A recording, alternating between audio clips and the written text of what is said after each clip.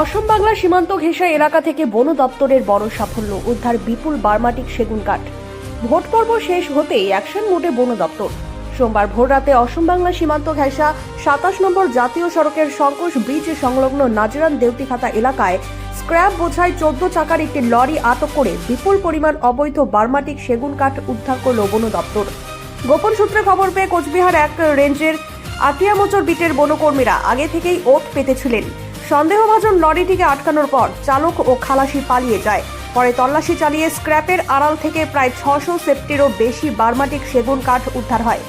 বন দপ্তর সূত্রে জানা গিয়েছে, উদ্ধার হওয়া কাঠের আনুমানিক বাজার মূল্য 20 লক্ষ টাকারও বেশি। লরিটিকে বাজেয়াপ্ত করে আতিয়ামোচর বিট অফিসে নিয়ে যাওয়া হয়েছে। ঘটনার তদন্ত শুরু করেছে বন দপ্তর। পাশাপাশি এই পাচারের সঙ্গে কোনো বড় চক্র জড়িত রয়েছে কিনা তাও খতিয়ে দেখা হচ্ছে। বক্সিরহাট থেকে সনাতন মিত্রের রিপোর্ট, ডুয়ার্স নিউজ 365।